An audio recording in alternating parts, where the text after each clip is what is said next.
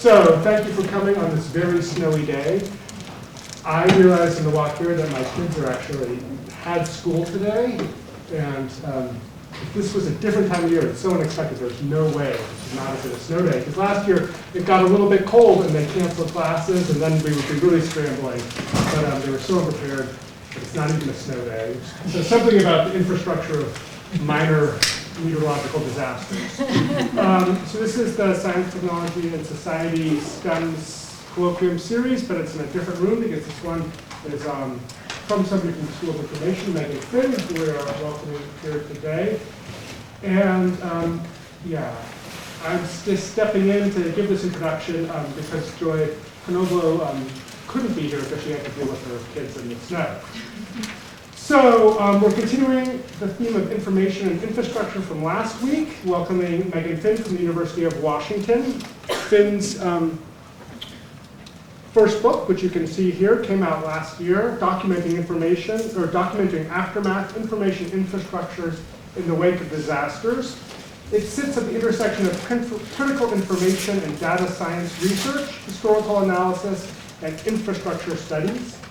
She points out the importance of institutional as well as more informal informational infrastructures after Northern California earthquakes in 1968, 1906, and 1989, including how the information that affects the experience of the aftermath of these. And I'm going to resist telling you my story of the 1989 earthquake. It's very hard to do. I was there, it was very exciting. So preventing panic, helping the management of uncertainty, and fostering recovery. The information infrastructures after disaster show that studying the intersection of technology in society can be urgent as much as it can be abstract. Professor Finn is in the Information School at the University of Washington, Seattle. She has an undergraduate degree in computer science from Ann Arbor, from the University of Michigan, and completed her PhD at UC Berkeley and spent time after that at Microsoft Research New England in Cambridge, Massachusetts, and also worked for Hewlett Packard. She has written about the erasure of British women and contributed to computer science, and she has run a reading group called Troubled Worlds, Computing in the Anthropocene, and has written about new bots and Twitter. Her current work includes an NSF-funded project to look at the development of ethical practices in the computer security research community with two collaborators, Katie Schulten and Quinn DuPont, and also teaches on ethics in computing at the University of Washington. So we look forward to hearing more about the intersection of information and infrastructure today. Thank you. Thank you. You will be like the most self-disciplined person I know because everybody loves to tell me their war stories about the 89 earthquake in particular, which I greatly enjoy hearing. But that's the first time somebody's held back. So, thank you. So I want to thank the Center for Ethics, Society, and Computing and the Science and Technology and Society program for hosting me. It's a complete pleasure to be back in Ann Arbor. And the snow makes me particularly nostalgic from my undergraduate time here.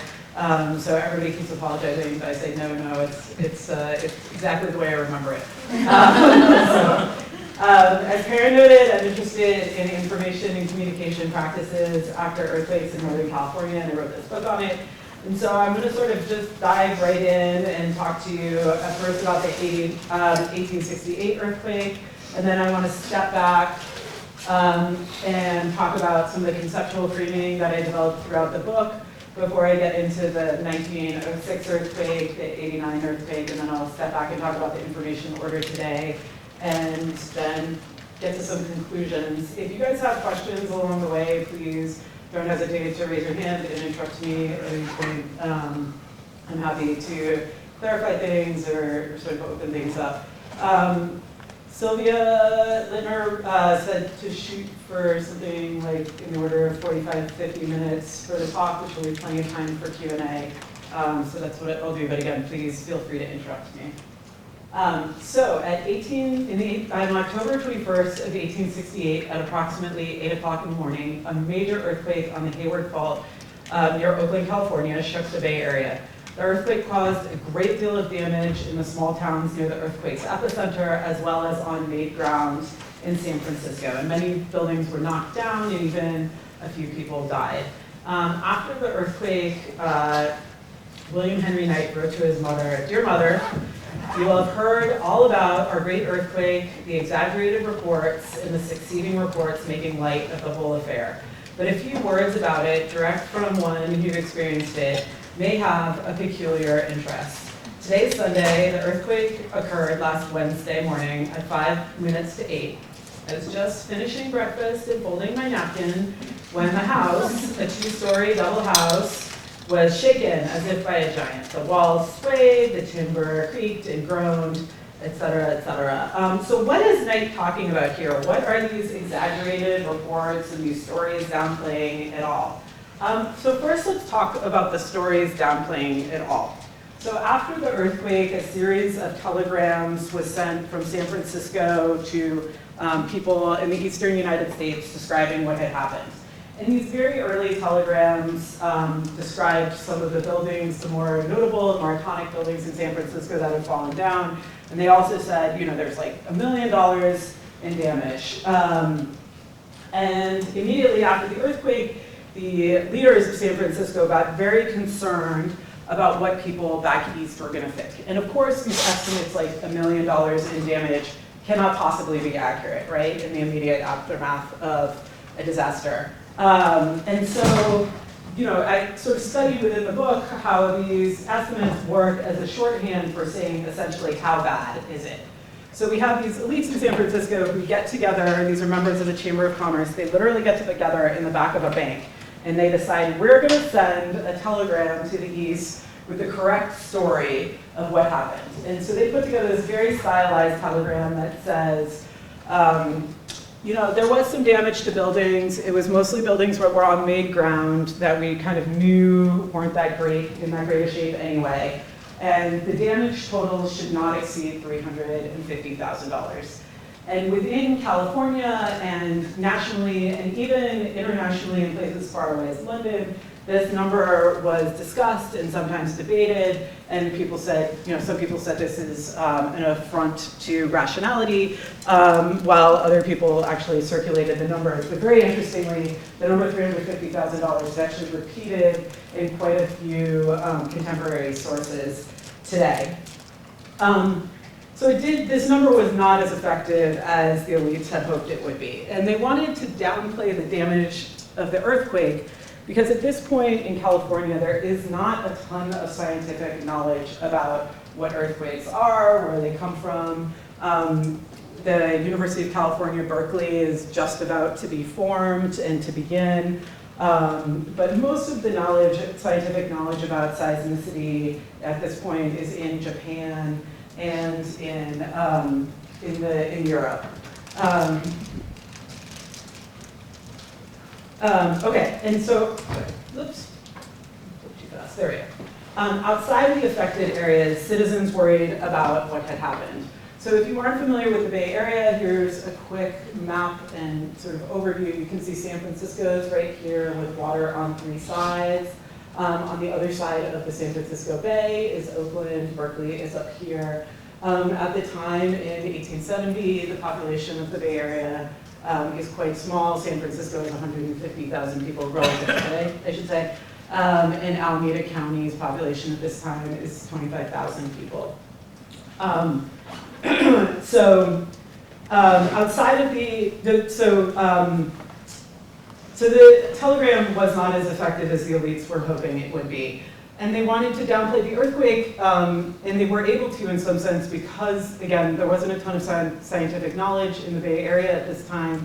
But also they needed to make sure that California was a place that was seen as safe for investment, for dollars to come in, and for labor, for people to move to.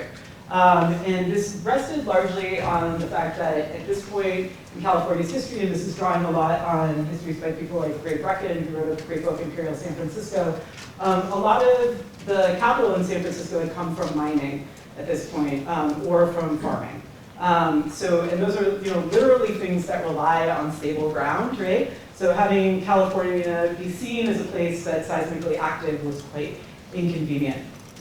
Okay, now the exaggerations. So at the same time we have these telegrams downplaying the earthquake, we also have like really famous, well, who would become famous photographers like Edward Muybridge walking around taking pictures of the most damaged buildings and making postcards for people to come home. Illustrators are going out and creating letterheads that they sell that people can then send to their families back east. Newspapers like the Daily Morning Chronicle, again, send illustrators out to draw pictures of the most spectacularly damaged buildings and print them in special issues that were intended to be shared with people back east. So at the same time we have people trying to downplay the earthquake, we also have people trying to exaggerate it, as William Henry Knight noted. Outside of the affected areas, citizens worried about what had happened, particularly in the Sierra Nevada region. Stories circulated about the damage, but also about the damage to the telegraphic infrastructure. So stories would circulate that actually the telegrams aren't coming from San Francisco itself. The telegraph lines broke, and this operator is sitting outside of Oakland splicing the lines together. And so people are both interpreting the telegrams that they're getting, which are circulating some really outlandish rumors, saying San Francisco had fallen into the ocean, that 60 people had died. So they're interpreting the telegrams, but they're also interpreting the news that they're getting about this telegraphic infrastructure and how it's working and not working. So the working and not working status of the infrastructure is another way for people to understand what has happened. People are gathering in telegraph offices, again, particularly in the Sierras, and they're often met with this rumor and misinformation. So the public information infrastructure was both an instrument and a source for interpreting what had happened, and a means for producing and circulating reports. The working and non-working physical infrastructure served as a way for people to assess what had happened, though as I noted, not necessarily with any accuracy. In the days and weeks after the earthquake, there was also this promise of a report. So newspapers said, we're going to get a report from this group of learned men. And this report was anticipated far away in the US. And at the time, the California Academy of Sciences had been around since roughly around the states when California was established as a state in 1850. And the California Academy of Sciences has this one person named John Boardman Trask, and he's been publishing in the proceedings for the California Academy of Sciences these studies of reports, and he's, I think, published 10 by 1865, these little sort of studies of this is what happened, and going and trying to do analysis of different earthquakes. However, John Boardman Trask and the folks at California Academy of Sciences, they sort of look like they're going to get a little study started where they're going to try to understand what's happened. But at the same time, the Chamber of Commerce, and this is the very Chamber of Commerce that sent out the telegram really trying to downplay the damage, they essentially start this group called the Earthquake Committee. And the Earthquake Committee has several subcommittees intended to study the earthquake and try to bring some information to the people of San Francisco to tell them about what happened and what safe building practices might look like. And so, sorry, I didn't feel out there. So the folks in this earthquake committee are really struggling against, and I note here this sort of sentiment. This is from one of the literary magazines in California at the time. It is assumed what few will be now disposed to deny that California is an earthquake country. So this is sort of just coming in to the public conversation, though there have been multiple earthquakes since California became a state. People are sort of saying, okay, so earthquakes are going to be something that we're going to have to live with. But unfortunately, this report that's promised by this group never gets produced. And there's been a lot of speculation in both the historical literature, in seismology, and in other fields as to why this report didn't get reproduced. There's a famous surveyor named George Davidson who asserted at the time that the 1906 earthquake commission report was being put together that this was repressed. But other folks said it wasn't repressed, it was just underfunded, and underfunded by the chamber. A report was finally made to the Chamber of Commerce, but it wasn't publicly circulated, I think in the way that the public was hoping for, or newspapers were hoping for. And so the public never really got the results that it was hoping for. But in the meantime, people circulated all of these lessons that said, this is how to construct safe buildings. And these lessons appeared in newspapers, and they were based on observations. And there's a really nice book by an architectural historian named Stephen Tobriner, who looks at the history of anti-seismic building practices in California prior to building codes coming in 1933. And he's very, very aptly demonstrates how people did adopt and start to experiment with some really interesting anti-seismic building practices throughout this period. So people were clearly learning lessons. And so what I've been describing here, the newspapers, the telegraphs and telegrams, the workers trying to put these together, the public's anticipating reports, people attempting to put a report together and not succeeding, citizens writing down and circulating lessons. These are all part of the information order, and all of these means of circulating news are really critical to understanding how these public information infrastructures circulated knowledge and produced ignorance after the earthquake. And they raise a couple of questions, which I'm trying to work through throughout the book. So what happens when parts of the information order are injured or even destroyed? There's a couple of reasons this is a particularly interesting question. One is that the destruction wrought by earthquakes creates this intense information and interest in information about what happened at the very moment that these institutions, infrastructures, and practices that create and limit knowledge are being challenged. Disasters are also paradoxically a good time to see how information orders work. This is sort of drawing on both literature on infrastructures and literature in the history of disasters, which says, in the historical record, people often reveal a great deal about how they expect things to work in a sort of everyday sense in these moments when things aren't working the way they want them to. Lastly, in some senses, also why it's so fascinating to study, when public information infrastructures break, it occasions not only this dearth of information about what's happening, but also oftentimes there's like this public angst about its status as a modern society as well. And so they have this especially intense symbolic value where its breakage is not merely an inconvenience, but it's also this source for interpreting a disaster and the modern character of a society, and building on the work of American Studies scholar named Kevin Rosario, in my arguments around that. So what kinds of, and then another set of questions of what kind of information orders existed after earthquakes in the past, how did they shape disaster experiences, how did changes in information orders change experiences of disasters, so understanding how these information orders facilitate the possibilities for knowledge after disaster has consequences for many, I argue, for survivors, for aid organizations, for researchers like myself. And I've been calling this articulation of information orders in disasters and event epistemology. So some of the concepts that I've already gestured towards and I use a lot in my book. So first is this idea of information order, which is articulated by C.A. Bailey. And he says if we talk about economic orders and political orders, does it also make sense to talk about information orders? It sort of says, there are obviously all these things are overlapping, but that he's writing in British colonial India, and he says, does it make sense to talk about information orders in a comparative sense between India and, say, Japan in the 1850s? And so I'm very much sort of borrowing from him. He uses information orders to describe the institutions, the technologies, the practices that shape how information is produced, circulated, shared, and used as a means of surveillance and control. So in discussing the 1868 earthquake, this sort of refers to the totality of all the entities involved in producing and not producing information. I also mentioned this term event epistemology, trying to talk about how information orders and disasters co-construct together these possibilities for knowledge and understanding.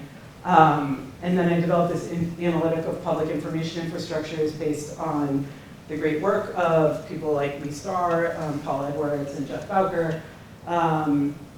They talk about infrastructures facilitating the circulation of knowledge in the network form. And the focus is on the relationality of infrastructure as it's produced based on profession, class, location, gender, etc. People working in the space say public information infrastructures both embody a politics and produce a kind of politics. So thinking a lot with someone like Brian Larkin, the anthropologist Brian Larkin, who takes it a step further and says, there's sort of these ideological vessels that confer meaning on the societies that produce them. But it's, particularly people like Paul Edwards have argued, and others in history, STS, anthropology, and geography, they're not only symbolic of modernity, they're also crucial for ordering and stabilizing it as well. And then lastly, I talk about the earthquake publics that are constituted through these public information infrastructures. And they don't reach these harmonious accounts of disasters, as I illustrated with the 1868 case. The reach of the telegraphic infrastructure to the eastern United States, coupled with the relationship between some of the telegraph and newspaper companies, made newspapers a primary vehicle for various parties to sort of struggle over the master narratives of the earthquakes, with the earthquake publics. There's obviously a lot of conversation about what publics are, why they matter, how they're constituted, and I draw primarily on the American pragmatist tradition through like John Dewey and more recently STS scholar Martin Maris, who formulated this concept of material publics, and I find it a particularly useful formation to work with because of the materialist focus of information studies. I'm also asking these questions with a comparative lens.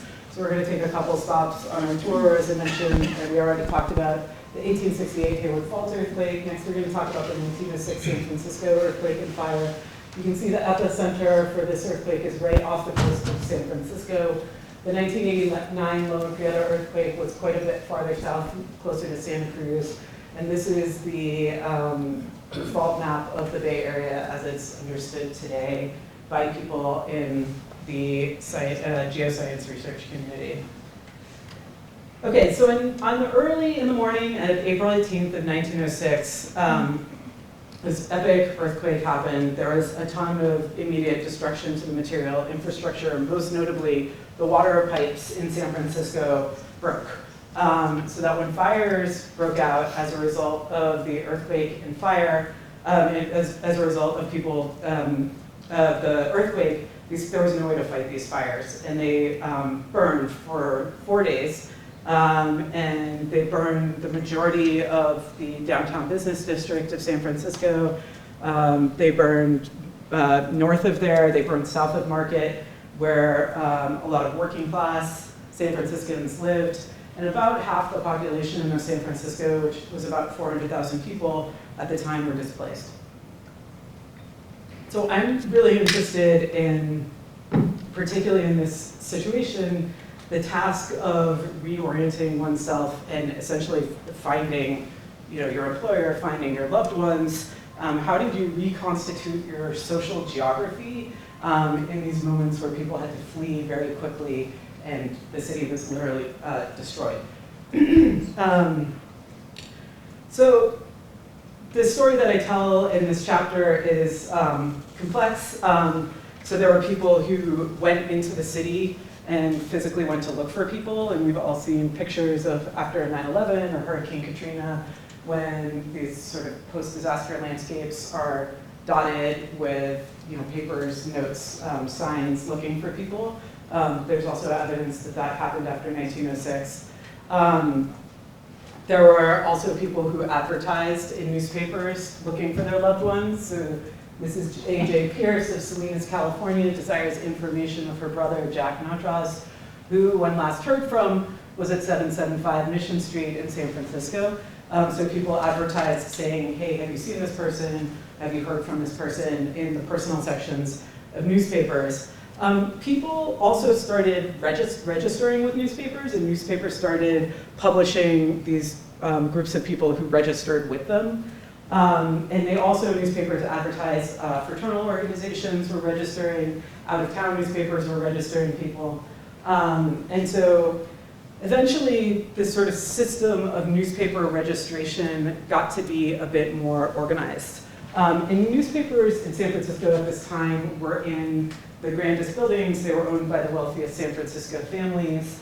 3 of the 4 daily English-speaking newspapers burned to the ground the day of the earthquake.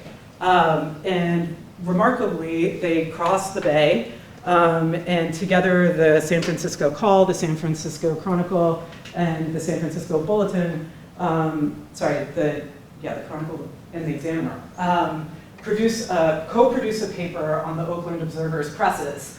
And this is quite miraculous because obviously these papers are in fierce competition with each other on a daily basis. After one day of printing a paper together, the San Francisco Examiner, owned by William Randolph Hearst, bribes the press to kick the other two newspapers off. But they managed to find other papers in Oakland where they can print their newspaper, and they actually only miss one day of printing daily issues, which is pretty remarkable. What's even more challenging to consider is the Chinese language daily newspapers, because they did not have the option of crossing the bay and setting up on a Chinese language newspaper in Oakland, and instead wrote issues by hand for 4 months while they waited for a new typeset to arrive. But it's remarkable to sort of consider the amount of physical destruction and the continuity in producing this these information sources despite all of this damage. And I have this example and a couple others that I worked through in the book to show that when this material infrastructure was very broken, that the way people organized and related to each other was actually quite continuous and sort of allowed for this continuous production, along with these really creative workarounds that we see, the sort of continuous production of the public information infrastructure. So we have these newspapers which are very central places. They're absolutely central to the public sphere in Northern California at this time. They're great places to advertise, and so people are starting to register with the papers, and it starts to get a bit more organized as the papers start advertising, hey, you need to register with us. Registering is the only systematic way of finding people. And eventually these sort of satellite bureaus end up setting up around Golden Gate Park in western San Francisco, where refugees have fled, in south of San Francisco, in Daly City, and Oakland, and Berkeley. And these little registration satellites set up, and then there's a central registration bureau in downtown San Francisco and the sort of former police headquarters. And the idea is that people can go and they register and they say, my name is Megan Finn, I used to live at 1000 California Street, Apartment A, I'm in San Francisco, I'm now located at 1457 Benvenue Avenue in Berkeley. If people want to find me, and if you wanted to go in, if Karen wanted to go in and find me, you'd say, hi, I'm looking for Megan Finn, she used to reside at this address, and they'd go through and look my name up, pull out the card and say, oh yes, you can now find her in Berkeley. And so they centralized all these records, and one article, and this number is, I'm sure, inaccurate, but gives me some idea of what the scale might be, said that at one point there were 35,000 records being held by this registration system. So you sort of have this novel formation of an information system, but that's very much rooted in these older institutions of the newspapers. And I want to very briefly talk about another kind of accounting for people that the information infrastructure definitely did not enable at the time. So while the disaster did mean that many reports and accounts were produced, a system of finding others was developed, a system of registering people receiving benefits was developed. This was all designed and executed, all this sort of documentary trappings of like a reflexive modern society. The dead were not systematically recognized. And it wasn't until like 6 years later when the archivist at the San Francisco Public Library, Gladys Hansen, decided to take on the project of trying to name and count all of the people who deceased that they were. The public information infrastructure as this set of socio-technical processes involved in producing and circulating knowledge about people's welfare impacted the earthquake public's experience of the event and the aftermath. These different and competing information agendas ultimately shape the information order and by extension the earthquake public's knowledge and experience of the event. Okay, so when I look at the 1989 earthquake in the course of my book, so the 89 earthquake also happened in October. This cover is unfortunately wrong, or the sort of front of the newspaper. Hundreds of people did not die. It was something in the order of 62 to 65. Most of the people who died as a result of the Loma Prieta earthquake did so in this section of Oakland, the Oakland Freeway, that collapsed. And this, one thing that makes the '89 earthquake sort of particularly interesting in the course of the stories that I'm telling is that there is now a huge planned state response to disasters that's grown out of civil defense programs during the Cold War. And this has like a real effect in how the disaster is experienced by the communities in the Bay Area. These organizations imagined in their disaster response plans that the government would be this producer of information, and that the media would be this sort of like unproblematic conduit that would bring the government's information to the people, and the people would very much be a sort of middle-class, home-owning, American nuclear family of the sort of civil defense imagination. And this vision, of course, did not correspond to what happened after Loma Prieta. The plans really didn't take into account that television, radio, and newspaper companies themselves would suffer damages after the earthquake and have difficulty operating. Furthermore, the plans didn't anticipate that the media would follow their own story, often focusing on some of the most damaged areas of San Francisco.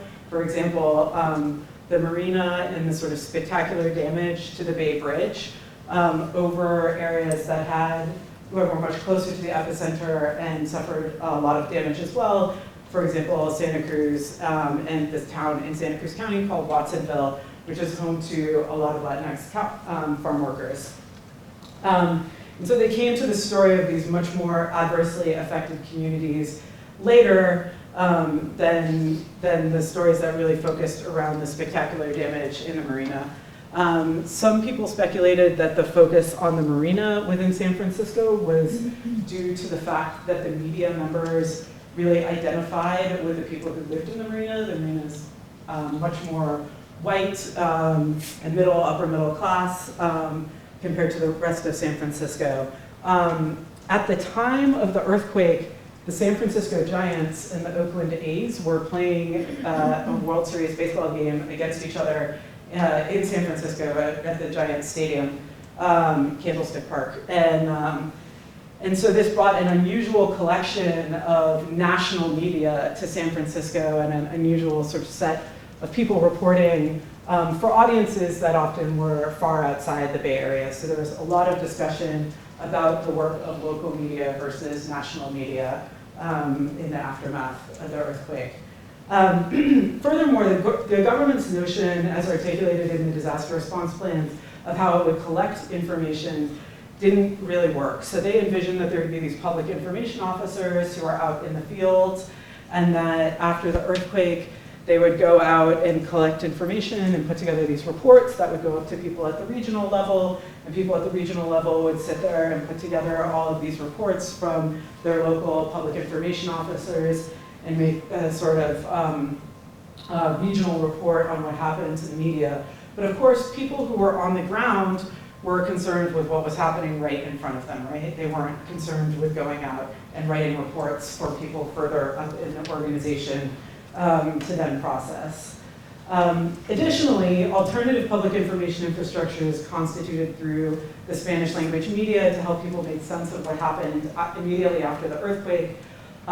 We're also constituted through government aid forums and other types of documentation after the earthquake. And the Spanish language media, immediately after the earthquake, started getting calls from people who were actually much closer to the epicenter and in much more damaged areas. And so they sort of identified, in some sense, these more damaged areas before some of the English language media did.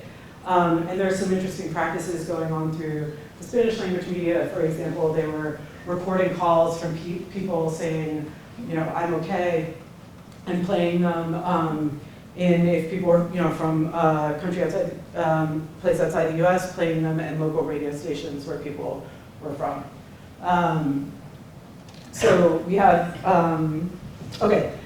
And lastly, members of the state disaster response groups were actually following the media themselves to learn about what happened. So they were very much being asked constantly by the media, can you give us an update on what's happening? But they themselves were often getting these updates via the media. And this had real repercussions for how people thought they had to deal with things. So there's after-action reports from emergency managers in places like Santa Cruz and San Jose.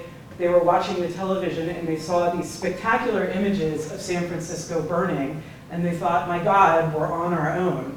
And when in fact, that was one part of the city that was damaged, and they actually were much closer to the epicenter. So in other words, the government's plans assumed that they would have a lot more control over people's earthquake knowledge than they actually did. Sorry for too advanced slides here. So this is a member of the national media reporting in the Marina District. Okay. So when we step back and we ask about what's in place today, I want to make this argument that we have what I'm sort of framing as a document dialectic in place. And we have, on one hand, the government has a more inclusive idea of who the public is than before, at least as they articulate through their plans. However, they still envision themselves as being this single purveyor of authoritative information.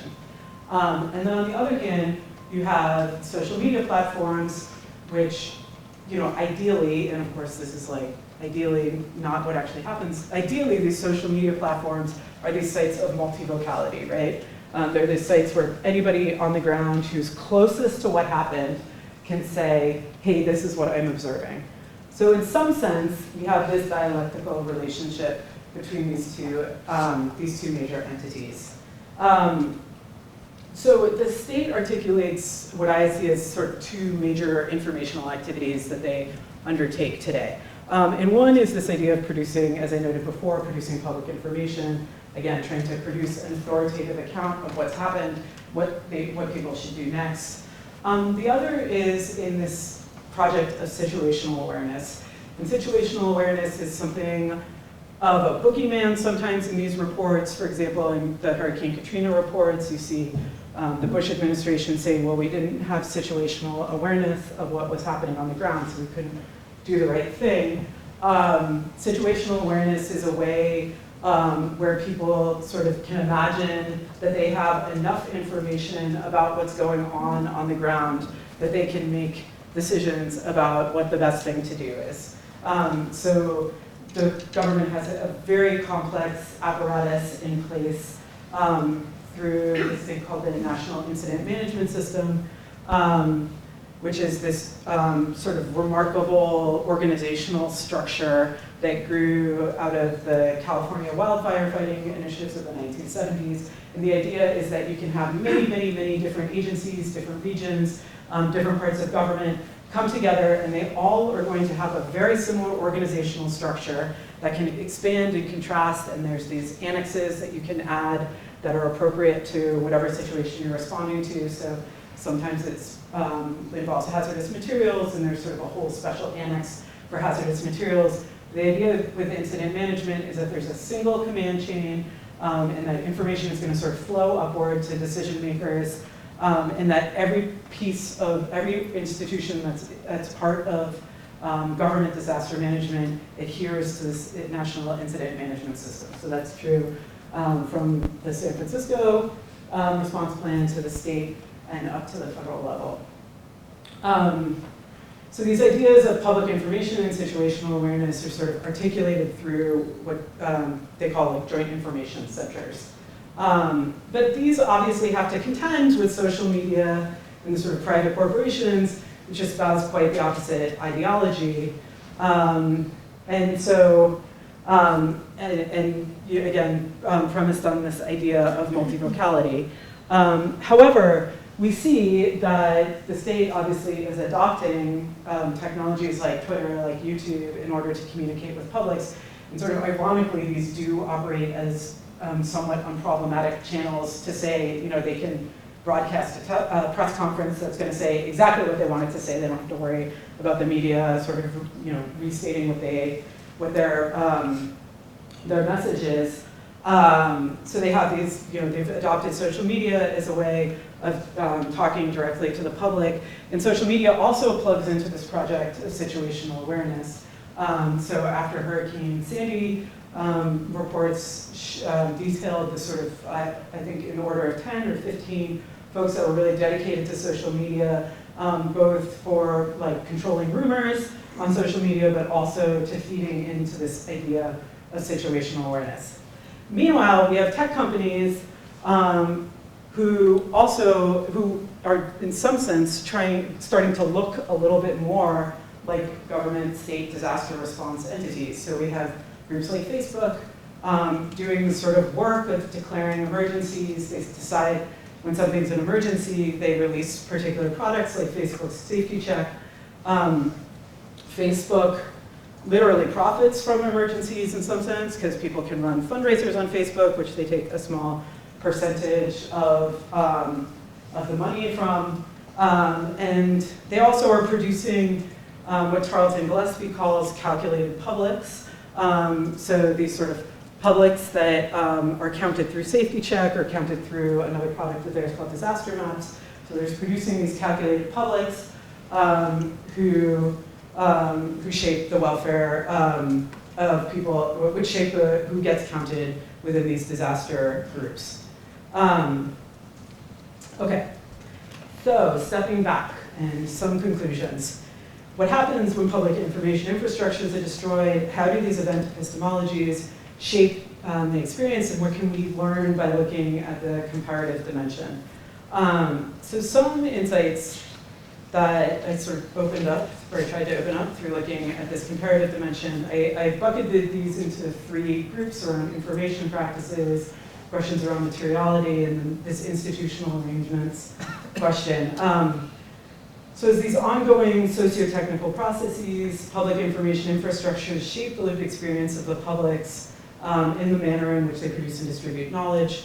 And I didn't get into this in this talk that much, but one of the arguments that permeates the book is sort of particularly pertinent for social media researchers is about the different modes of status updates and sort of ongoing status and well-being maintenance exchanges that are happening throughout the book.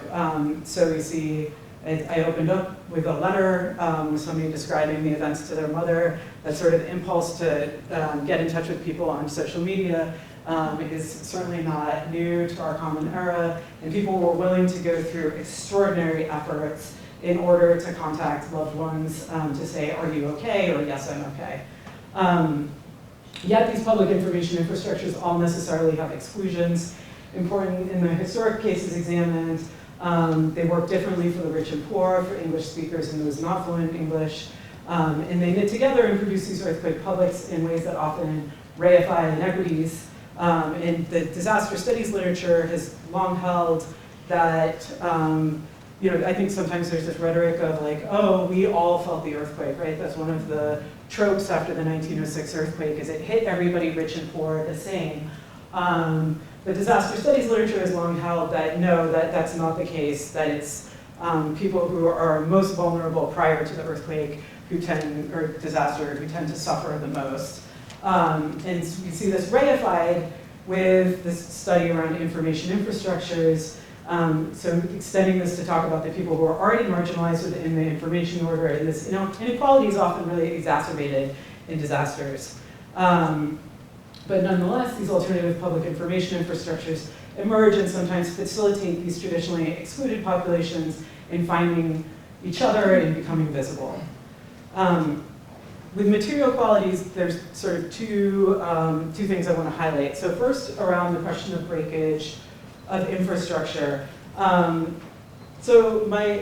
argue that in the midst of all of this breakage, there's actually quite a bit of continuity in these stories that I tell. And I talked about it a little bit in the 1906 earthquake, that the sort of work practices endured even while there was tremendous physical destruction.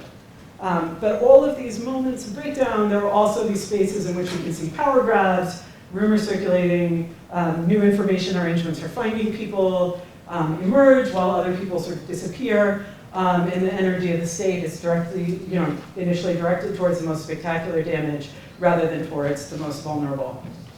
And so then there's also this question around sort of changes in the material qualities of infrastructure and what that means for event epistemology.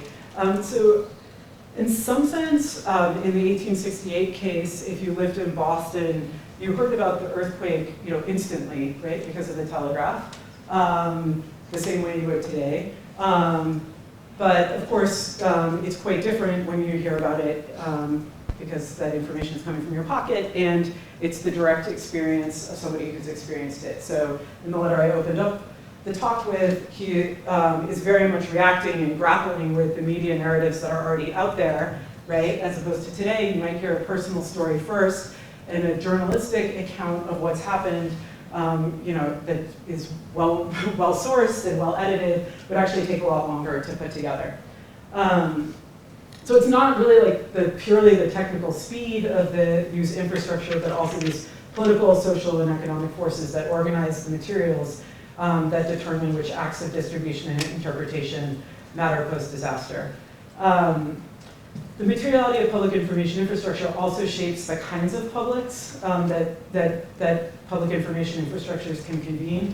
In 1868 and 1906, letters from earthquake survivors were read aloud to interested parties. People went to the telegraph offices to learn about the latest news, and whose telegrams were posted on the bulletin board, whose letters were read aloud, whose letters were reprinted in the newspapers, and who heard the content of the letters was obviously embedded in the social practices of today. It's similarly today, as I noted earlier, the design of technologies shapes the contours of these calculated publics. Corporations such as Facebook, for example, convene calculated earthquake publics, and they're initially determined algorithmically, and the company offers very little visibility into how the software actually constructs these earthquake publics. The platforms also set the terms of how people interact with others through the design choices to ask for very specific types of speech, display certain kinds of news, and promote particular kinds of interactions. Beyond the way that the materiality of technology shapes the kinds of publics that convene, it also enables a type of social imaginary, and that is the total archive. And this ability to collate many digital sources quickly, afforded by the internet, along with this myriad of storage and algorithmic technologies, allows for the imagining of a kind of specificity in what Donna Haraway calls it the Godot trick, where new technologies lead people to believe that they can now have this sort of omniscient situational awareness, even though they're located in places that are far away from a disaster. They have this sort of situational awareness that allows them to make decisions about how to distribute resources equitably, for example, or hopefully equitably. Okay. Lastly, we have this question of institutional arrangements, and my book argues while money and power remain important in all of the information orders, the sites of production of information authority really shift over time. And within the course of these post-earthquake moments, the '89 earthquake shows this really different constellation of powerful institutions exercising their authority.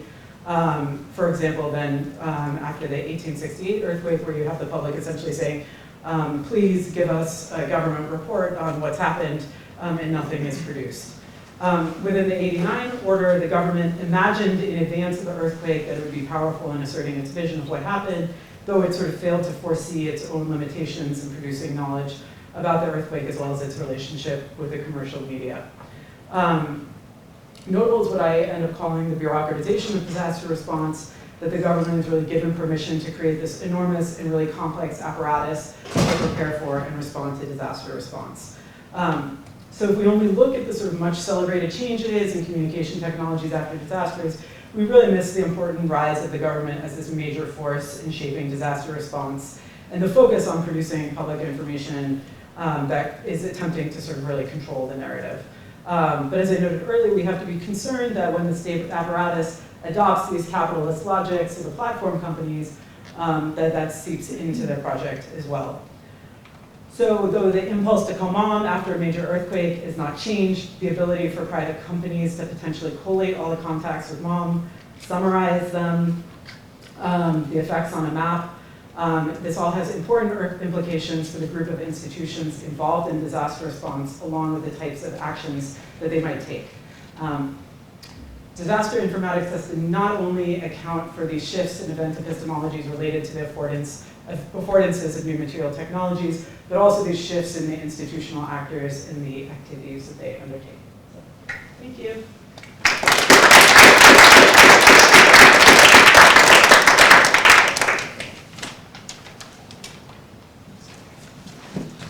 Any questions? What? Do you want to take questions? Yeah, I'm happy to take questions. Yeah. Hey, thanks for your talk. Yeah, thank you. So I really I was struck by your claim towards your conclusion, sort of, that, usually people have this rhetoric that earthquakes and disasters are the great equalizer, right? Yeah. The rich, poor, etc. Whereas it's not true. They further exacerbate whatever inequities there are. And I was actually thinking about, in the context of San Francisco in the year in 1906, I was thinking particularly about the Chinese community, right? Yeah. It's in the wake of the Chinese Exclusion Act, Yes. it's in the wake of the plague, Yeah. right, from 1900 to 1904, and then this earthquake happens like 2 years after, right? Yeah. And I study sort of public health and Oh, literature yeah. and sort of academics, and I was interested, right, because the rhetoric around plague is also Yeah, of right, course. kind of sort of disaster. Yeah. It's kind of, I was thinking if you found anything in the archives about sort of how the Chinese population at the time or in Chinatown Yeah. was further impacted Yeah. by the earthquake, like right after. Yeah, so there's a really wonderful book by Erica Pon, which is specifically about the Chinese community in San Francisco,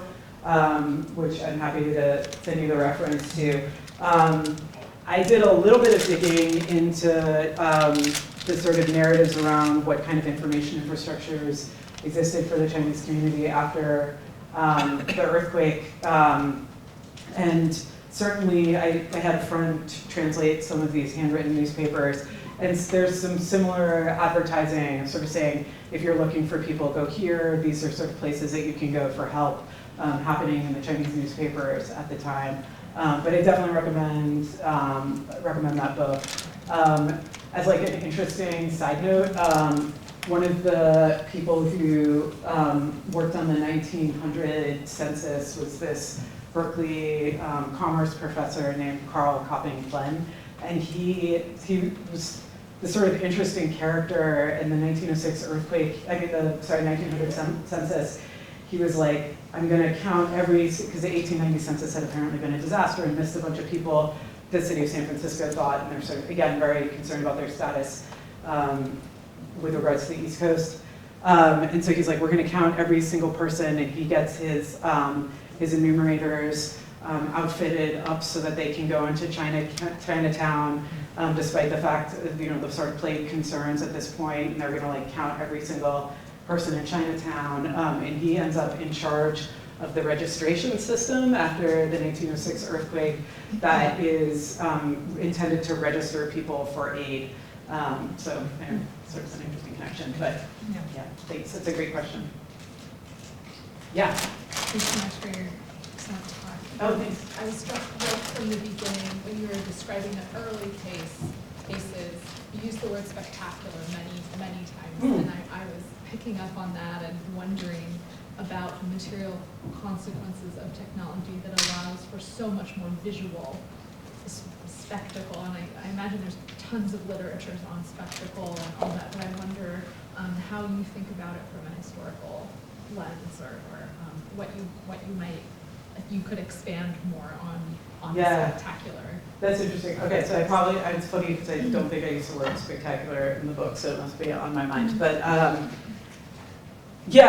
so in the 1868 narrative, I was particularly interested in the production of these images that illustrate the sort of very worst damaged buildings, because the sort of current historical narrative had been very much focused on the elites and the idea that the elites were really trying to dictate the story, and I think it somewhat assumed that by their activities that they had been able to dictate the story of what was going on, and I thought that was a bit of a simplistic reading of what really happened, that in fact the story was much more complex. So while you did have a group of people really trying to downplay the earthquake and the sort of topic the idea of, sort of seismic denial is how some historians have referred to it. The idea of seismic denial permeates a lot of histories, particularly of 19th century California around seismicity, that there was this sort of interesting group of people who was constantly trying to keep the scientists down and keep the stories, dampen the stories about earthquakes. But in fact, you also had this group of artists, and the Daily Morning Chronicle, which I referred to, had previously been a theater reporting magazine. It was owned by the DeYoungs, who are these very famous characters in San Francisco history, very dramatic characters. And so you had these people who had this real dramatic flair, who were telling quite a different story, who weren't buying into this, trying to downplay it all, who were we're trying to sell paper, we're trying to sell postcards, right? And telling a very, very different story. So I wanted to sort of highlight these stories in light of, one of the stories that's been passed down around how Californians have understood seismicity, which is all very much focused on denial and that sort of being a project of business owners. Yeah. Can I ask kind of a follow-up question to that as well? Yeah. It seems like there's something kind of quite, I don't know whether it's right, but kind of quite neoclassical about this. So you've got these kind of great structures that can now be destroyed, and it's something that sort of harks back to that kind of ancient civilization.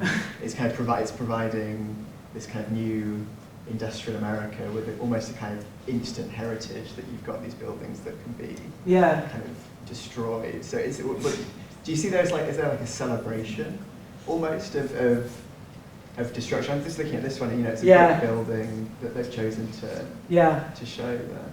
Yeah, I mean, so I mentioned Kevin Rosario earlier, and that's certainly his argument, is that that there's sort of this celebration of destruction because of this Marxist Schumpeterian idea of creative destruction, right? So these buildings are going to fall, and something, right? We always hear this, we're going to build back better, is very much present in today's American rhetoric, but that there's something about this modern impulse that we're just going to knock it all down and make it back even better.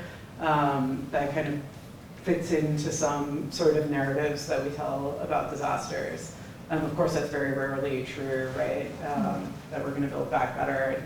For example, after the 1906 earthquake, the progressives in San Francisco had this sort of dream urban plan where they were going to push the Chinese out of the center of the city and move them south. And this plan was, many people sort of said, oh, now that the city's knocked down, we can execute our progressive vision. And of course, that's not at all what happened.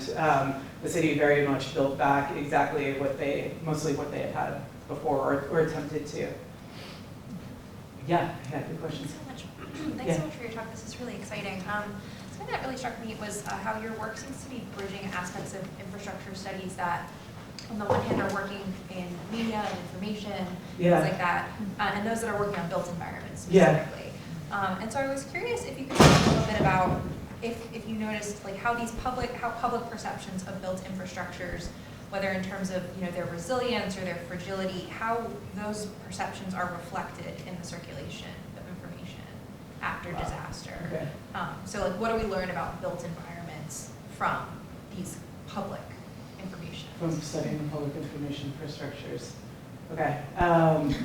Sorry, that was one of those let's pull seven different knowledges and talk to each other. That's a really good question. I'll just sort of think out loud for a second while I'm putting together a more coherent response. So let's see. So I think there's some sort of interesting tensions in the infrastructure studies space around folks who are more focused on information and telecommunications infrastructures versus infrastructures for the built environment, right? So you have the sort of Graham and Thrift, the more geographer, splintering urbanism group that is less concerned with the relational qualities of infrastructure, say, in terms of, and are much more, they have a much easier time sort of ontologically stabilizing the what is infrastructure question, as opposed to, I guess, the sort of more STS information studies, information science folks that turn the question of like, what is information infrastructure to when is information infrastructure, right? They sort of make that move in order to talk about the relationality of infrastructure. And so I do sort of read some tension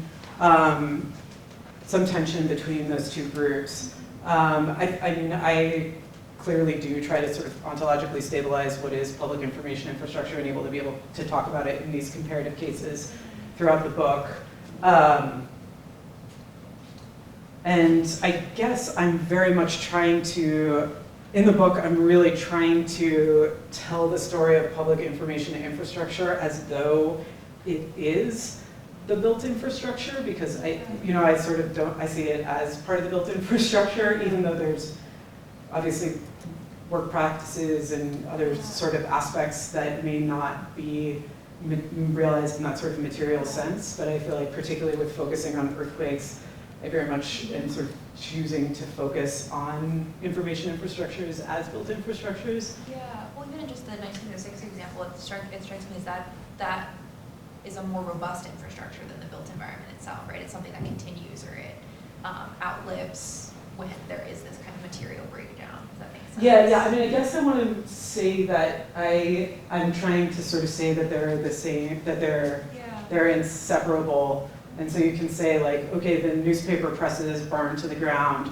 the telegraph infrastructure in San Francisco, ceased to exist, and there had to be this sort of very complex rewiring in Oakland. And one of the stories I didn't get to tell today is that the telegraph companies after the 1906 earthquake keep on collecting telegrams, even though they know that their infrastructure is very damaged and it's going to be very challenging to send them. So they keep collecting telegrams, they keep collecting payments for those telegrams, and then they end up sending many of them by mail. And the public is furious after they find this out, that they've basically collected all of this money and then sent the telegrams through the mail. Meanwhile, the post office, after the earthquake, essentially goes out to the public and says, hey, you can send your mail for free.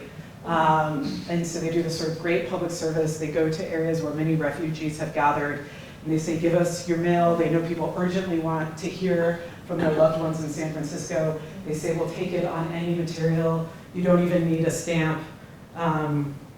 So that's very much this. The We Are All Well is just this scrap of paper that somebody found. So people are furious when they find out that the telegraph has sent their letters through the mail. And I think embedded in that story is this also sort of interesting story that like the post office, many of the post office branches burned down. There were in parts of the city that burned down, but the post office was able to sort of continually keep on delivering this mail, right? And the postal infrastructure as an information infrastructure doesn't have a lot of like fancy wires, and of course they very much relied on the telegraph, but you have these people who are organizing and working together in a very sort of specific way.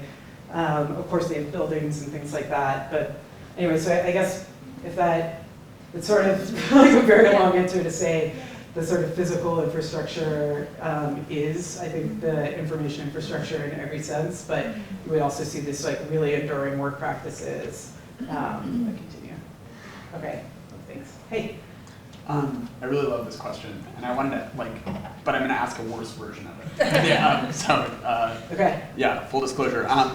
I guess my sense, and maybe you shared this sense, or I'm hearing this sense in your question, is that the particular incidents, as they're euphemistically described by the government in this most recent program, are comparative in the sense that they are different, but what they serve as is a kind of dipstick or litmus test for whatever the order is at that moment. And then outside of these moments, it's changing in these ways that respond to profit motive and government incentive. And so there's a kind of gradualism to this story, but you've got these catastrophic moments, but where the kind of lesson is that there's always this gradual change. Right. And I guess the inverse question is to ask about, and maybe this is the perspective of people who suffer, or people who are related to those who suffer, but aren't there radical breaks in those moments in people's sense of what they can rely on? So in the way that like every time I drive under that highway overpass in Oakland, I think about 1989.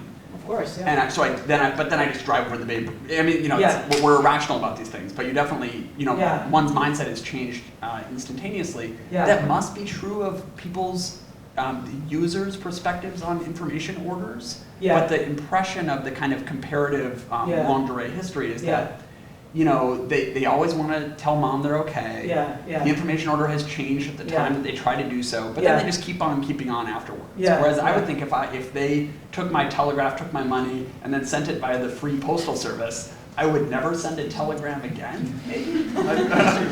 Or think about, like, here's another case that's a very different kind of disaster. In the wake of the 2016 election, Yeah. there was a huge, you know, rethinking about how we're going to use Facebook and Twitter and massive sign-offs of these, right? Yeah. And people are back now, right? Like people were switching from Facebook to Instagram, which is owned by Facebook. I mean, it's like, so people's sense of information infrastructure has radically changed. Yeah. Even if the kind of story we would tell 100 years on is that they didn't really change that much. You know, Yeah. like Zuckerberg was able to navigate that pretty smoothly. The gradualist story wins out. Yeah. So I'm guessing the question is if there's a tension between the Yeah. catastrophism of the individual user and the Yeah, yeah. gradualism of the historian or of the government. Yeah, yeah, no, I mean, that's a great point, yes, and surely, yes. And so, you know, when I'm involved in conversations about contemporary, you know, what say seismologists or something should be doing to communicate with the public, there's this concept of focusing events in the disaster study space, right? So you say places like Japan, which have had a recent tsunami and have this sort of long history of stories around tsunamis, have a number of focusing events that make it a lot easier if you're like a disaster response professional to go out and talk to the public and say like, hey, by the way, the evacuation zone is over there and people are going to pay attention. If you're in the Pacific Northwest, sort of you know, recent settler colonial history, you know, when you go and talk to most people and say the tsunami evacuation zone is over there, you know, coastal communities, of course, are aware of that risk, but a lot of other folks in Washington State have no idea that there's this Cascadia subduction zone risk, right? They Because- refused to read the New Yorker. Yeah. The New Yorker article is like, that's a whole topic of conversation in Seattle. But yeah, I think this question of like, yeah, so focusing events as being a way of sort of illustrating that, yes, it clearly is very different when the last tsunami was in 1700 versus 2011, to go and then like have conversations with people about like what that means. So yeah, I think that's right, that individual experiences change. I think other things change. I'm certainly not making, want to make an argument that nothing changes, but I think this sort of question around these public information infrastructures and like the ordering of information, very much what I see is this sort of shoring up of that order, unless like these moments where you think, oh, you know, this thing failed and, you know, it's all broken down. That very much was not the story that I saw. Yeah. Yeah, thank you for this interesting talk. And it's sort of following up a bit on Henry's. And then I'm wondering whether one small aspect of your story, excuse me, is that it's the ways in which existing technologies were repurposed, or not even repurposed, simply expanded in their use in the moment of present. And I think about the 1906 earthquake. They turned to the personals. Well, the agony columns, the personal columns have been used to search for people for 100 years at that point. That was a very common technology. Lots of people knew about it. Lots of people knew to look there. So you amplify and people turn to it, but it's not like they have to invent something new. There's something using it. If you think about Facebook, Facebook ends up, right, finding ways to operationalize, but putting yourself out there saying, hi, I'm all right. I mean, this is happening well before they have this thing. So I'm wondering in what ways it's also a story about that part of the solution is that people turn to things that they've used before to actually manage this catastrophe, because while some things have fallen away, other things that you've used repeatedly, including the post office, are still available or become quickly available and allow you to reconstitute some sense of how I control this, how at least informationally I'm beginning to be able to make connections that I want to make. Yeah, absolutely. I think that is very much the story that the book is trying to tell, is that that information, one of the conversations I got very frustrated with in the disaster studies literature is around this idea of emergence. And oftentimes emergence is very easy to see if you don't look back, like if you don't look back at all, right? You're like, oh, it's new, and it's like, right, like registration and like the idea of advertising in the personals is very, very common, but in fact, sort of expanding it and trying to like systematize it, that's like a little bit of a novel formation from what I could tell.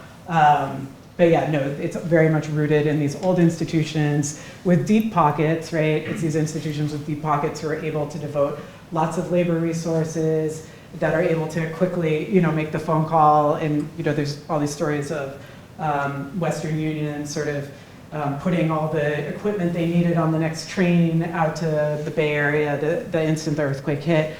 So these deep pocket institutions recover very quickly because they can sort of afford to spend money and pay people really quickly to sort of keep this thing going on. And yeah, that's very much part of the story that I'm trying to tell. And the sort of more remarkable stories, I would argue, are around, for example, in Watsonville in California, one of this like community health organization that was working with Latinx farm workers in that town. Quickly sort of sets up these information booths and is doing all this translation work.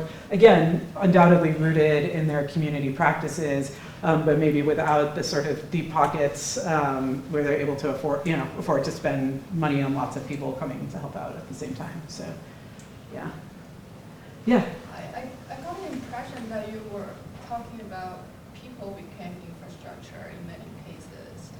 For example, like the post office broke down, and then people, like postmen still sending out mails, and then like when people need to go to a physical center to find their records. I'm wondering, in your book, you ever talk about like how people become part of the information circulation infrastructure, especially when things broke down? Yeah, I mean, I think people are always part of and again, this is drawing very heavily on work from people like Paul Edwards, who I know everybody here is familiar with, that people are always part of these information infrastructures, that practices and maintenance routines and the sort of institutions that make these things possible are always part of all of these information infrastructures.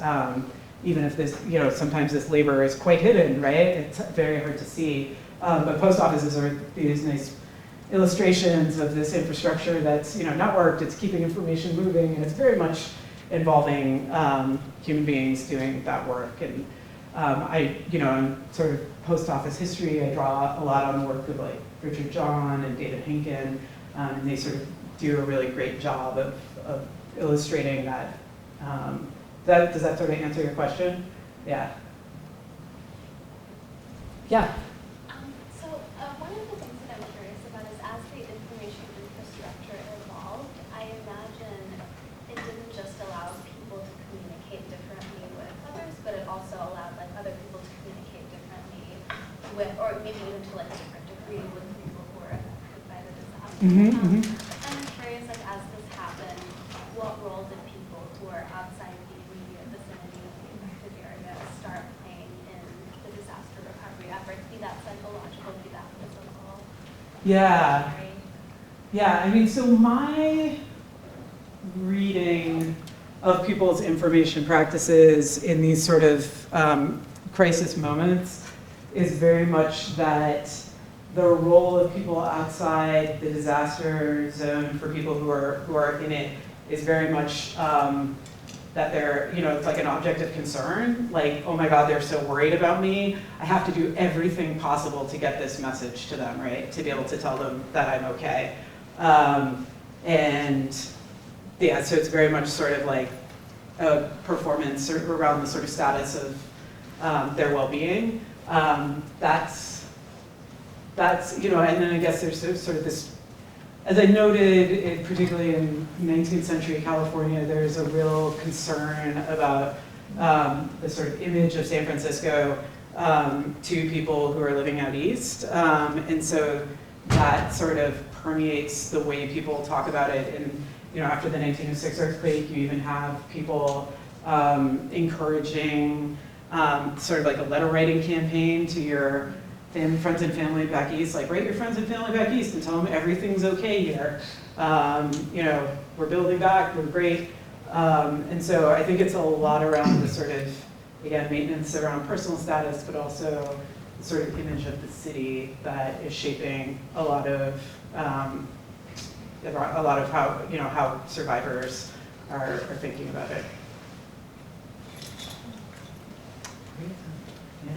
We're out of time. Okay. Yeah, so thank you very much. Thanks for your questions. Yeah, thank you for the great questions.